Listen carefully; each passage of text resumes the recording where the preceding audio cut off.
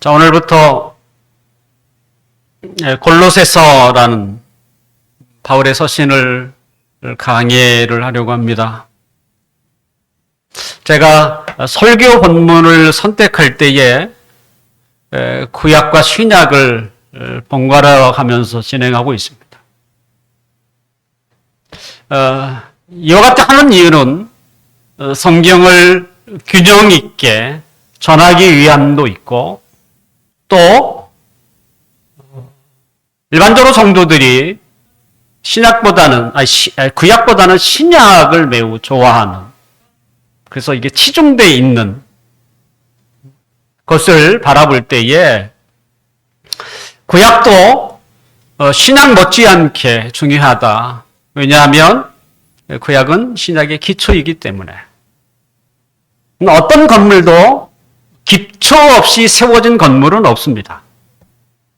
분명 기초는 눈에 보이지 않지만 그 건물의 뼈대를 이루는 것이지요. 이 골로새서는 이 분류별로 나누면 옥중서신인으로 나누어집니다.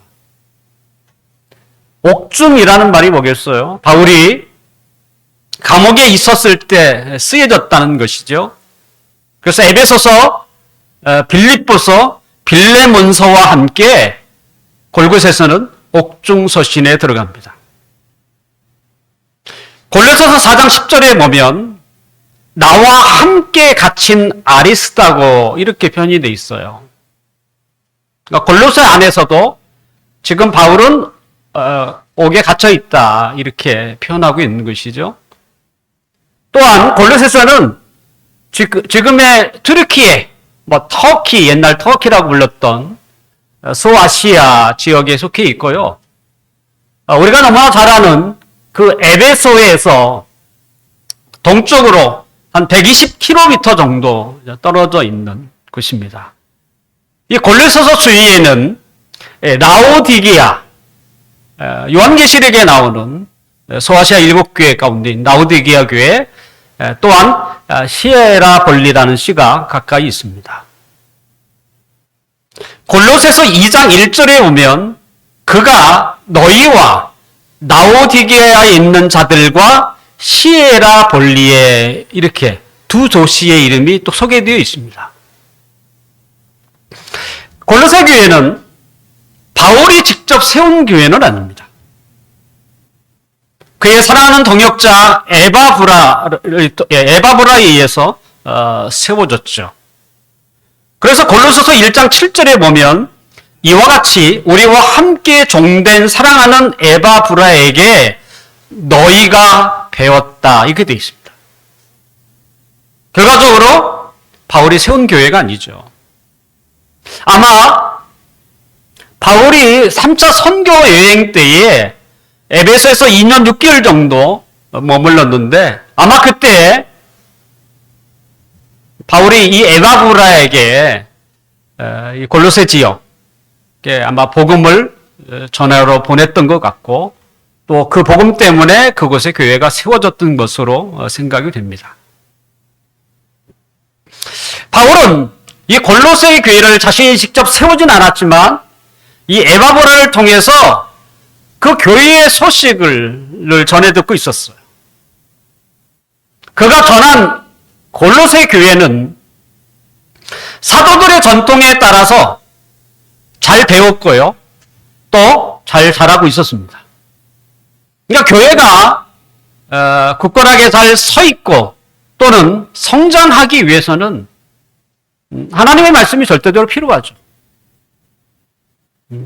더러 사람을 변화시키는 것은 사람을 감동하게 하는 것이지 이렇게 세상의 심리학이나 상담학에서 강조하는 것으로 그렇게 주장하는 사람도 있는데 저는 반대입니다.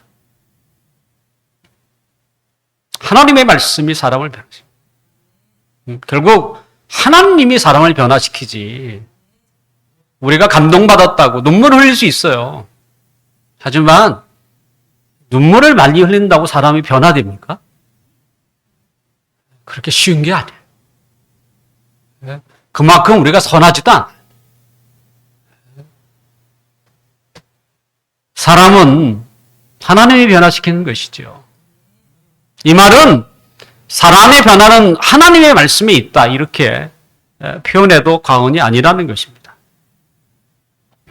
골로새 교회는 하나님의 말씀을 잘 배웠고 또 그로 인해서 잘 성장하고 있는 교회였습니다. 그런데 이 골로새 교회에도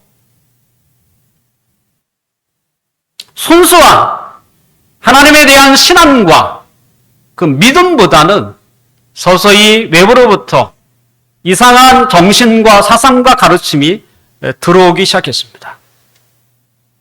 바울은 이 에바브라를 통해서 잘 자라고 있는 이 골로새 교회에 각종 사이비죠, 거짓된 가르침이 들어오고 있다는 소식을 듣고 옥중에서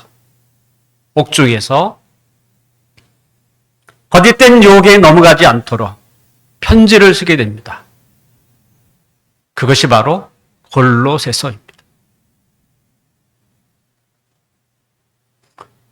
우리는 인생처럼 늘 편안한 날만 있진 않죠. 이젠 조금 이렇게 행복해질까라고 생각할 때 우리는 예상치 못한 그 어려움들이 우리에게 찾아오죠. 그리고 이런 어려움에 못 이겨서 정말 못 살겠다라고 생각하면 또 행복한 일들이 우리에게 나타나기도 하고,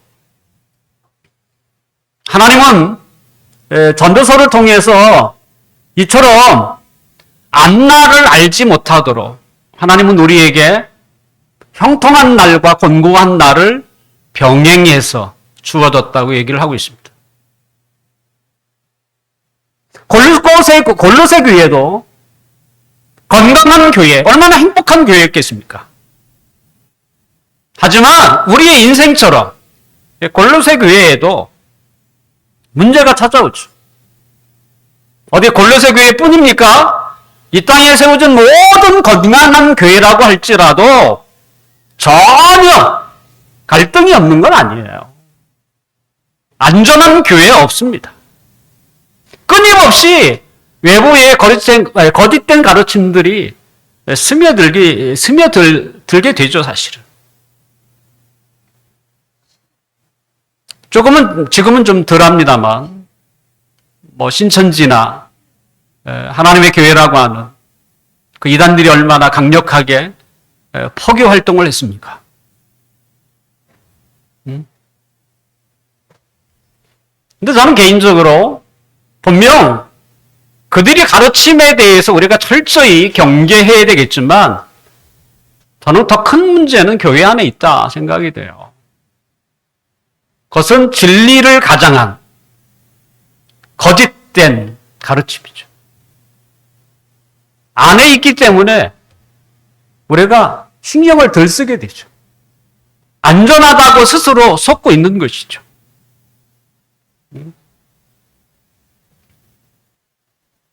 최근 서울신대에서 경교롭게도 우리 동안 형제가 다니고 있는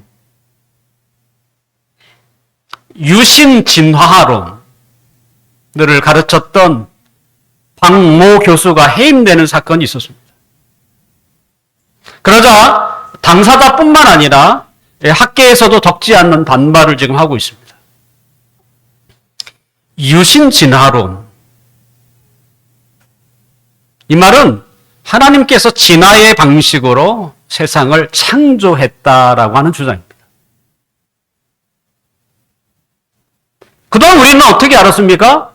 어떻게 배웠고 또 어떻게 알고 있어요? 하나님은 무에서 유를 창조하셨다.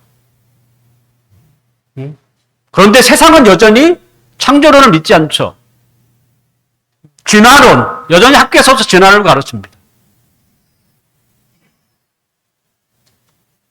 그래서 우리가 알고 있던 창조론을 교묘하게 진화론과 혼합시켜 만든 이론이 바로 유신진화론.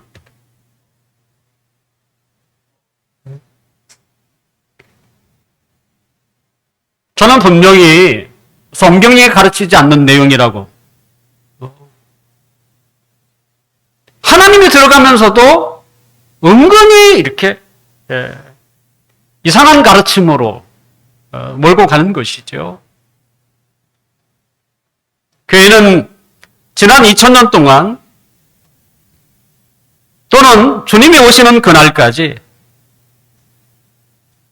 안전할 수 없습니다. 계속 싸울 수밖에 없습니다. 그래서 교회를 전투하는 교회 이렇게 표현합니다. 주님이 오셔야만 악한 마귀 사단이 제압을 당하기 때문에 이 세상의 주관자인 사단이 있는 이상 교회는 안전할 수가 없어요. 끊임없이 거짓된 가르침에 노출될 수밖에 없고 그런 가르침이 우리가 방심하는 사이에 살며시 들어온다는 것이지요. 골로새 교회 얼마나 순수한 교회입니까? 주님이 제자들이 보는 가운데서 하늘에 올라간 지도 얼마 되지도 않은, 그렇게 오래 되지도 않는 그때, 하지만 그때에도 여전히 거짓된 가르침이 교회로 들어오고 있었던 것. 뭐 지금은 말할 것도 없는 것이지. 방금 우리가 읽었던 골로새서 1장 1절과 2절은 편지의 서두, 인사말이라고 할 수 있습니다.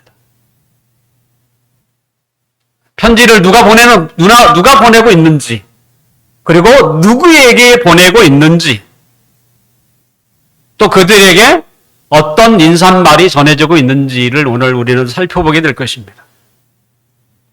오늘 본문 1절을 함께 볼까요? 1절 함께 읽어보겠습니다. 시작. 하나님의 뜻으로 말미암아 그리스도 예수의 사도된 바울과 형제 디모데는, 하나님의 뜻으로 말미암아 그리스도 예수의 사도된 바울과 형제 디모데는, 이렇게 출발하고 있습니다. 이 편지를 쓴 사람은 사도 바울입니다. 근데 디모데를 언급한 것은 지금 바울과 함께 선교 사역을 함께 동역하는 자가 디모데라는 것을 알리기 위한 것이죠. 바울은 자신의 그 사도됨에 대해서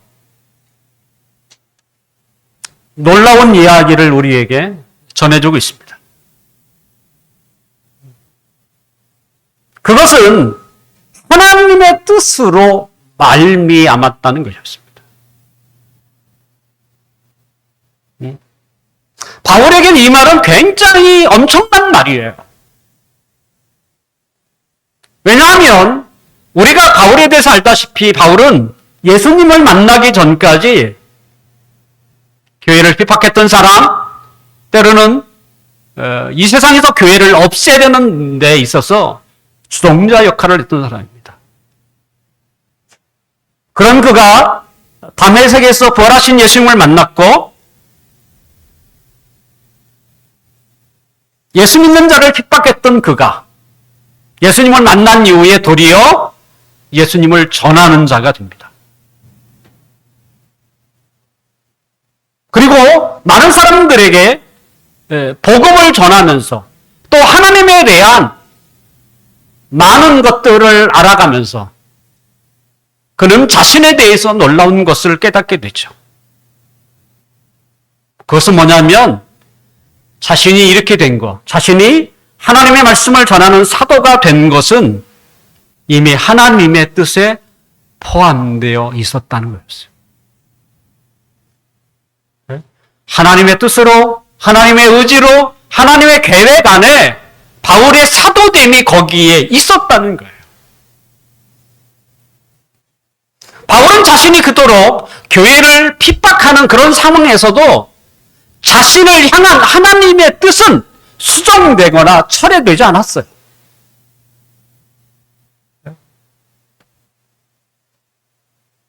그리고 때가 되자 하나님은 그에게 나타나셨고 그리고 그를 사도로 세우셨습니다. 사도라는 말이 뭡니까? 보냄을 받았다는 뜻입니다. 바울이 세상에 복음을 전하게 된 것도 하나님이 그를 보냈어요. 세상에 보냈어요. 사도로 보냈다는 것이죠. 바울은 이것을 깨달았어요. 그러니 그게 얼마나 엄청난 말이고 놀라운 말이겠습니까? 나를 일찍이 이렇게 부르셨다니. 더군다나 내가 하나님의 복음을 거역하고 하나님의 교회들을 무너뜨리는 일에 앞다쳤던 나에게도 여전히 하나님의 뜻이 나에게 있었다니. 이건 엄청난 말이었던 거예요. 지금 바울은 자신을 그렇게 소개하고 있는 것이죠. 하나님의 뜻으로 말미암아 사도가 되었다라고 얘기하고 있는 것입니다. 그러면 하나님은 이 바울과 같은 이 월등한 탁월한 이런 사람만 그렇게 선택하셨는가? 바울과 비교해서 보잘것없다고 느껴지는 우리는 어떻게 된 것인가? 바울은 자신뿐만 아니라 우리도 하나님의 선택이 있었다라고 소개하고 있습니다. 에베소서 1장 4절에 보면 그 창세 전에 그리스도 안에서 우리를 택했다, 선택했다 이렇게 소개하고 있어요. 하나님이 우리를 선택하셨다는 거예요. 더군다나 창세 전에 하나님은 이 사도라고 하는 이들만 특별한 하나님의 뜻을 담은 게 아니라 하나님 안에 있는 모든 사람들을 하나님의 특별한 뜻 안에 담아두신 거예요. 그런 의미에서 우리는 특별한 사람들인 거예요. 우리의 눈에 때로는 사람의 시선에 우리가 보잘것없게 느껴질 수 있지만 하나님의 시선으로 볼 때는요, 우리 한 사람 한 사람이 특별한 존재인 거예요.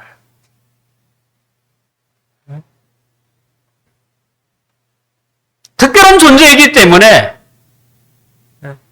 창세 전부터 하나님의 계획 안에 우리가 들어 있었던 거예요. 얼마나 특별하며 그냥 즉흥적으로 이렇게 뽑은 사람들이 아니야. 수천 년 전에 이미 계획해 놓고 그리고 그에게 계획을 하나씩 진행시켜 나가는 가운데 그곳에 누가 있었다? 우리가 있었던 거예요. 그러니 얼마나 특별한 존재입니까? 하나님은 세상을 만들기 전에 우리를 선택하셨고요. 그리고 하나님의 놀라운 계획을 이루기 위해서 우리를 동참시키셨습니다.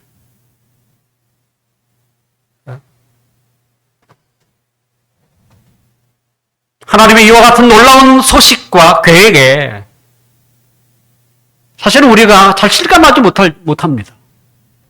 어떻게 나 같은 사람을 그렇게 특별하게 부르셨고 더군다나 하나님의 놀라운 사역에게 우리를 동참시키셨는지. 무엇보다도 왜 세상에 그렇게 많은 사람들, 뛰어난 사람들이 얼마나 많습니까? 그런 사람들 가운데 왜 나를 선택하셨는가? 우리는 아무리 곰곰이 생각해도 그 이유를 발견할 수가 없어요.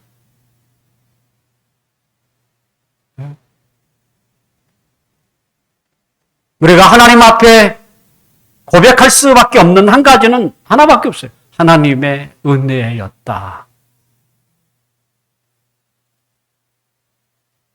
하나님이 내게 그냥 거저 주셨다는 것.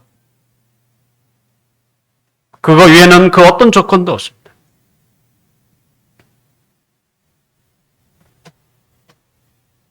하나님은 그의 모든 것들을 그의 뜻 안에서 진행시키십니다. 그분의 뜻은 지금까지 한 번도 빗나간 적이 없으세요. 그래서 하나님이 계획하시는 것은 시간의 문제이지 그것은 반드시 이루어지는, 신학자들은 이것을 작정이라고 표현했습니다. 우리를 구원하신 것, 그리고 하나님의 놀라운 계획에 동참시킨 것, 이것은 우리로 하여금 하나님을 감사하게 하는 것이죠. 그래서 우리가 살아가는 데 있어서 우리를 힘들게 하고 불편한 것들이 왜 없겠습니까? 있죠. 그럴 때에 우리가 우리의 입가에 어떻게 기쁨이 있고 평안이 있고 더군다나 감사가 나올 수 있겠습니까? 저는 그런 마음이 들 때마다 그 생각을 이리 돌려요. 하나님이 나를 구원하셨다. 하나님의 일에 나를 부르셨다. 그러면 감사밖에 나올 게 없더라고요. 네. 세상이 우리의 마음을 힘들게 할지라도 우리가 하나님 앞에 감사할 수 있는 이유는 나를 구원하신 것, 그리고 하나님의 놀라운 계획에 나를 동참시킨 것.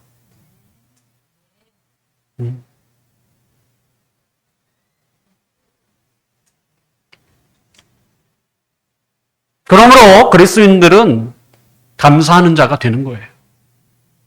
네? 그리고 범사에 감사할 수밖에. 우리에게 감사의 조건이 하나도 없을지라도 우리에게 유일한 감사가 있다면, 아직 가장 큰 감사가 있다면 그것은 우리를 구원하신 거잖아요.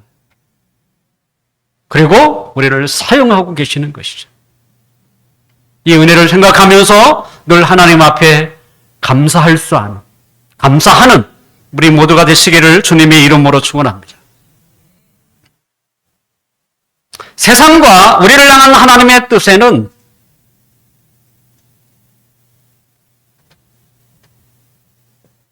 하나의 조건이 필요했습니다. 그것은 우리에게 조건이 있는 게 아니었어요. 하지만 아무런 조건이 없었던 것도 아니었습니다. 하나님이 우리를 부르실 때, 하나님의 일에 우리를 동참시키실 때 거기에는 하나의 유일한 조건이 있었습니다. 그 조건이 뭘까요? 오늘 본문 2절을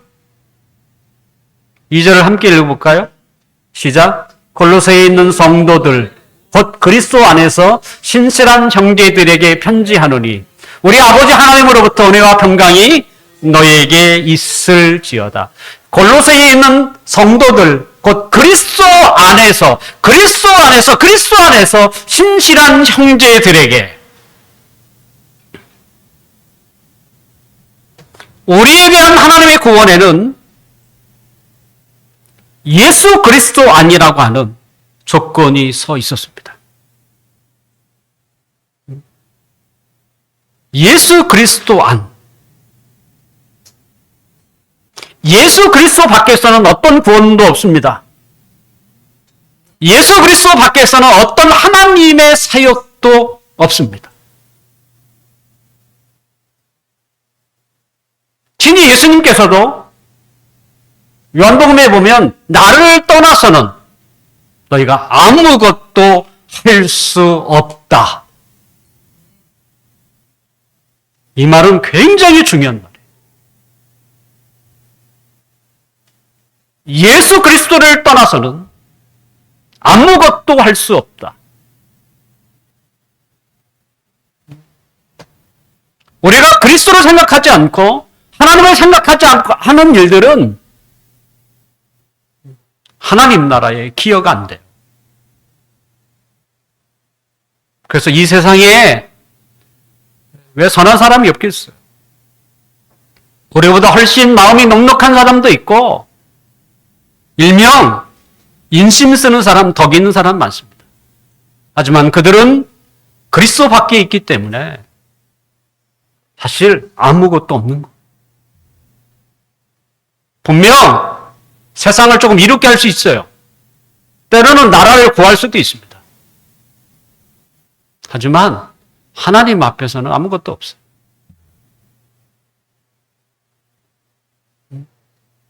하나님이 있으신 장군을 알아주기는 하겠습니까? 그런 건 없어요.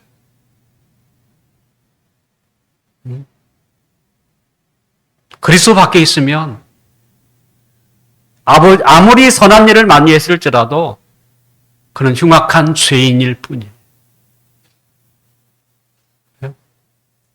하지만 아무리 흉악한 죄인일지라도 그리스도 안에 있으면 그는 하나님이 보시기에 깨끗한 사람인 거예요.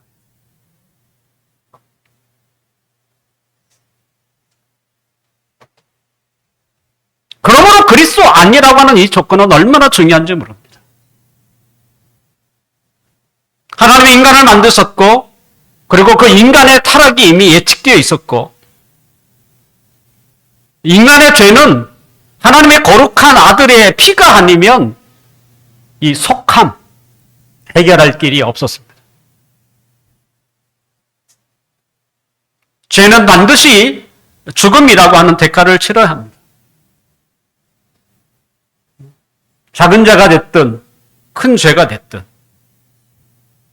사회법정은 작은 죄는 때로는 보석으로 풀어놓기도 하고 또 큰 죄는 중형으로 선고하기도 하지만 하나님 앞에서는요, 작거나 크거나 그 대가는 죽음뿐입니다. 왜요?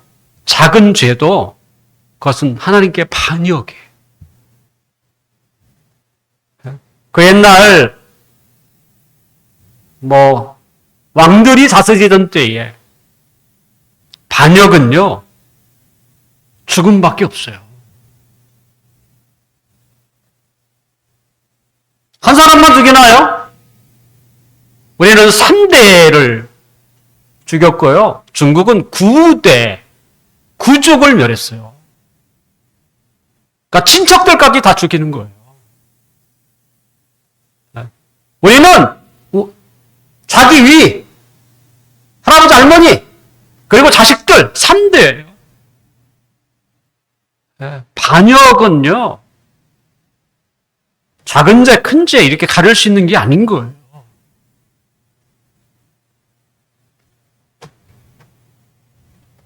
그러므로 작은 죄나 큰 죄나 속죄의 값은 하나밖에 없습니다. 죽음뿐입니다. 그만큼 무겁다는 것이죠. 세계에서 가장 돈이 많은 사람, 그가 가지고 있는 돈이 얼마인가 봤더니 우리나라 돈으로 300조 정도 됩니다.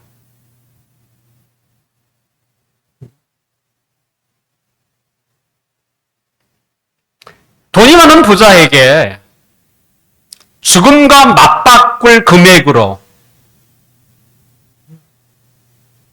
얼마를 제시할 수 있을까요?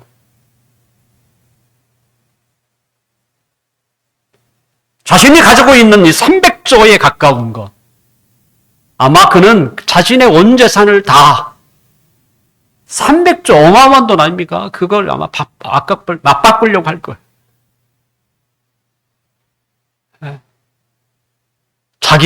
자기의 생명이 연장할 수만 있다면 자신의 재산,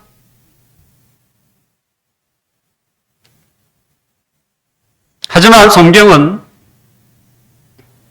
그거보다 더 비싸다고 얘기합니다. 시편 49편 7절과 8절에 보면 이렇게 되어 있습니다. 아무도 자기의 형제를 구원하지 못하며 그를 위한 속전을 하나님께 바치지도 못할 것은 그들의 생명을 속량하는 값이 너무 엄청나서 영원히 마련하지 못할 것이다. 안 된다는 거예요. 영원이야, 영원.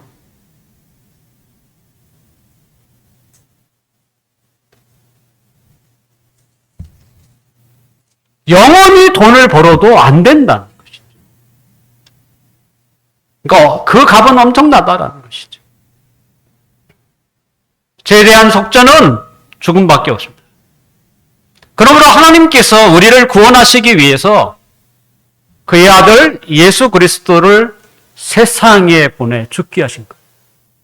죽음이에요, 죽음. 나를 대신하여 그리스도께서 죽으신 거죠. 그런 의미에서 우리는 그리스도께 빚진 자들입니다. 죽음의 빚을 진 사람들이에요. 사실. 이 말이 뭡니까? 이제는 자신을 위하여 살아가는 삶을 포기하라는 말이에요.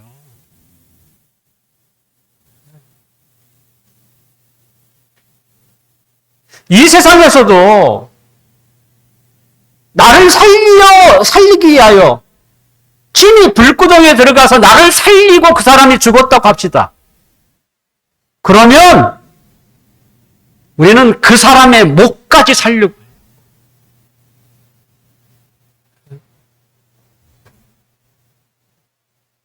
근데 거룩하신 하나님께서 더럽고 추한 우리를 살리기 위하여 십자가에 죽으신 것이지. 그래서 바울도 그리스도께서 죽으심은 우리를 하여금 자기를 위하여 살지 말고 나를 위하여 죽으신 그분을 위하여 살기 위함이다. 이렇게 이야기를 하고 있습니다. 예수님은 이 땅에 섬김을 받으러 오신 분이 아니었어요. 그분은 그분의 입으로 나는 너희를 위하여 대속제물로 십자가에 죽기 위해서 오셨다고 했습니다. 그래서 하나님의 구원을 받은 사람들은 반드시 어떻게 해요? 그리스도 안에 있어야 한다는 것이죠.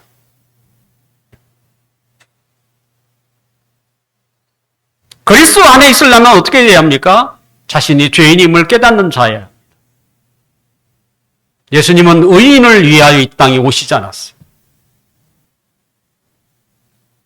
죄인을 위하여 오셨어요. 그러므로 자기가 죄인인 것을 깨닫고 자신의 죄값을 위하여 예수님이 십자가에 죽으시고 나에게 생명을 주시기 위하여 다시 살아나셨다는 것을 믿고 그분의 은혜에 감사하며 이제 나를 구원하신 하나님의 뜻을 위하여 살아가는 것. 그것이 우리가 살아야 할 이유이고 목적입니다. 네. 하나님의 은혜에 감사하며 살아가는 것은요, 그것은 사실은 반쪽입니다. 남은 반쪽이 뭐겠어요? 하나님의 뜻에 따라 자신을 하나님 앞에 드리는 거예요.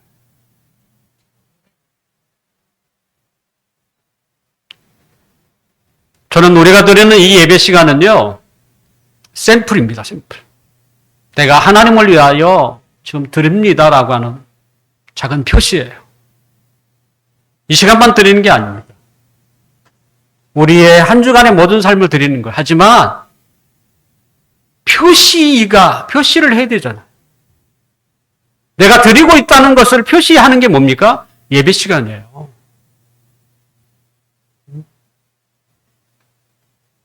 이 시간에는 우리의 마음을 하나님 앞에 드리는 것입니다. 그 안에 찬송도 있고요. 신앙 고백도 있고, 기도도 있고, 물들도 있죠.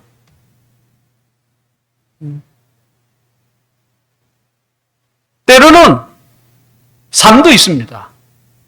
삶은 하나님의 말씀을 듣고 그 말씀에 순종하는 것을 통해서 내가 이제부터 그 말씀에 순종하겠습니다라고 하는, 그래서 삶을 살아가는 거죠. 이게 드리는 거죠.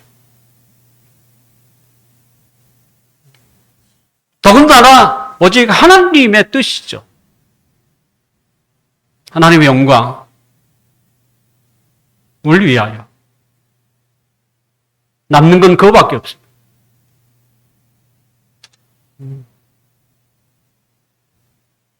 바울은 골로새 교회 성도들을 신실한 형제라고 표현했습니다.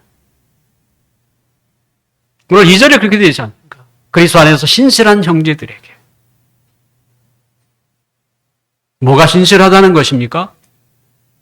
무엇이 그들을 믿음직스럽게 이렇게 표현하고 있습니까? 그것은 하나님의 구원의 은혜에 감사할 줄 알고, 그리고 구원하신 뜻, 이제부터는 자기를 위하여 살지 말고 하나님을 위하여 살라. 그거예요.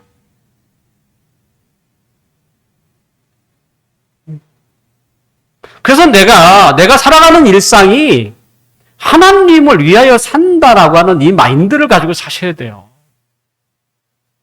내가 일을 하는 것도 하나님의 영광을 위하여 일한다.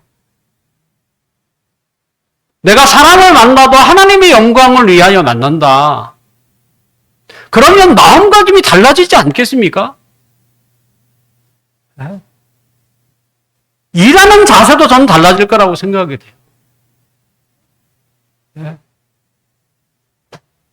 이제 삶의 중심이 나에게 있지 않고 하나님인 거죠. 그래야 하나님이 기뻐하시니까 그게 하나님께 영광이라는 단어입니다. 과연 우리 이름 앞에 신실한이라는 이런 단어를 쓸 수 있을까요? 하나님이 우리를 볼 때에 믿음직스럽다라고 이렇게 부를 수 있을까요?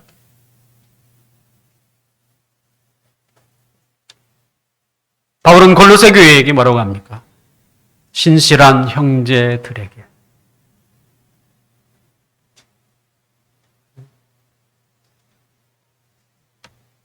우리에게도 그런 이름이 우리의 이름 앞에 수식됐으면 좋겠습니다. 하나님의 은혜에 감사할 줄 알고 이제는 하나님의 일을 위하여 우리의 삶을 드리는 이와 같은 사람들이 우리 모두가 되시기를 주님의 이름으로 축원합니다. 사도 바울은 그리스도 안에서 신실한 형제들에게 하나님의 복을 그들에게 선언합니다. 2절 하반절에 보면 우리 아버지 하나님으로부터 은혜와 평강이 너에게 있을지어다. 은혜와 평강이 너에게 있을지어다. 이 은혜라는 말은 당시 헬라 사람들이 자주 쓰는 단어이고요. 평강이라고 하는 단어는 이스라엘 사람들이 자주 쓰는 단어입니다. 바울은 이 두 단어를 결합해서 은혜와 평강으로 함께 쓰고 있죠. 왜냐하면 이 골로새 지역이 사실 이방 땅이죠.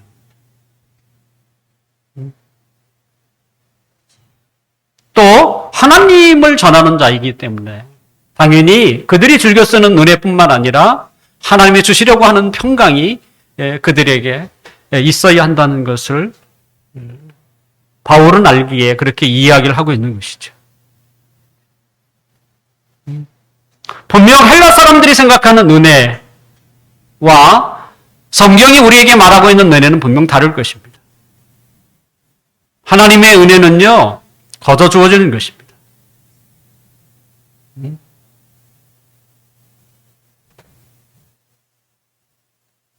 하나님의 은혜만큼 우리에게 더 큰 선물도 없을 것입니다.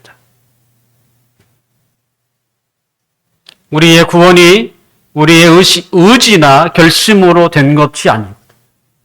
하나님의 은혜로 우리는 구원받았습니다. 그리고 이제 우리가 하나님이 우리에게 주신 사명을 감당하기 위해서도 뭐가 필요하겠어요? 은혜가 필요해요.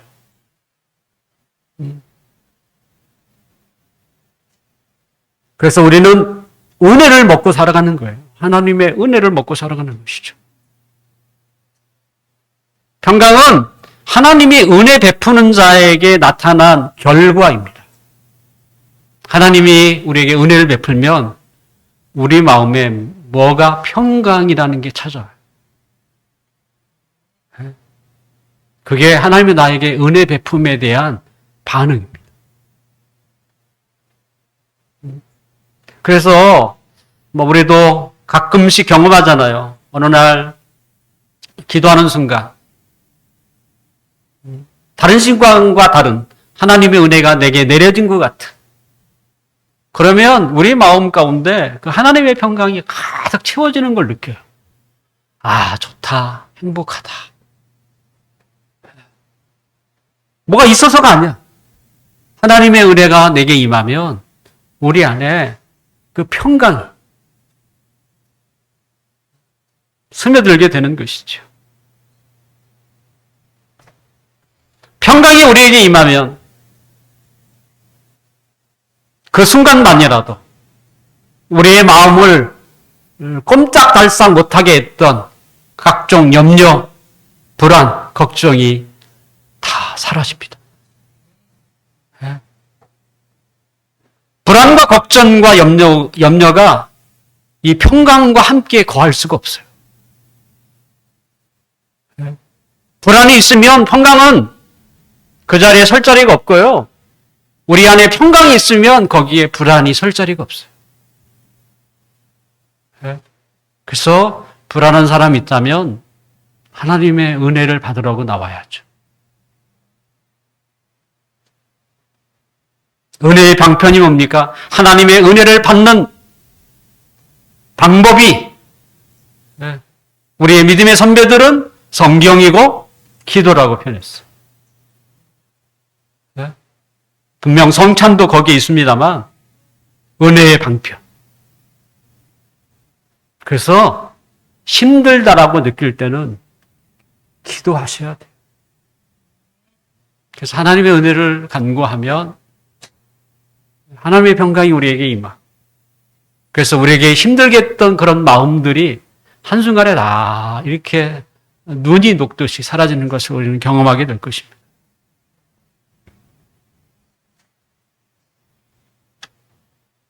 분명 우리에게도 염려할 게 있죠. 근데 그 염려는 세상의 염려가 아니에요. 우리에게 유일한 걱정거리라고 한다면 어떻게 하면 하나님을 기쁘시게 할까라는 거예요. 네. 어떻게 하면 하나님을 기쁘시게 할까?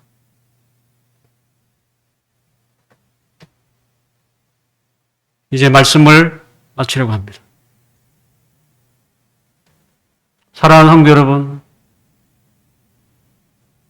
하나님의 구원만큼 인생에서 가장 큰 선물은 없습니다. 이 구원의 은혜를 여러분 느끼시고 계시나요? 하나님의 백성들에게는 늘 감사의 조건이 있죠. 그것은 우리를 구원하신 하나님의 은혜입니다.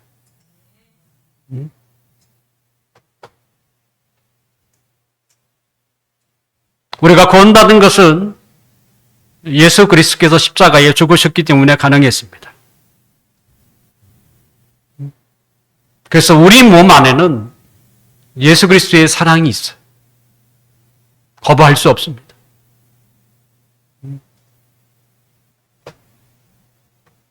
이제 우리들이 해야 할 일이 뭐겠습니까? 우리를 구원하신 하나님의 목적이죠. 구원은 최종 목적이 아니었어요.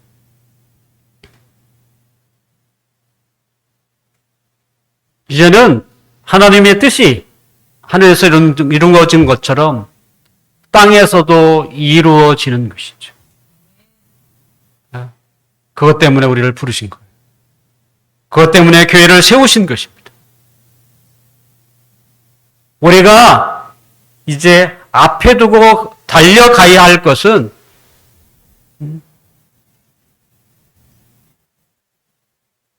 하나님의 뜻이죠. 하나님의 말씀에 순종하는 것. 하나님의 나라를 먼저 생각하는 것. 하나님의 영광을 드러내는 일. 그것이 우리가 걸어갈 길. 그런 자에게 하나님은 우리에게 복을 선언하세요. 너에게 은혜와 평강이 있을지어다. 기도하겠습니다.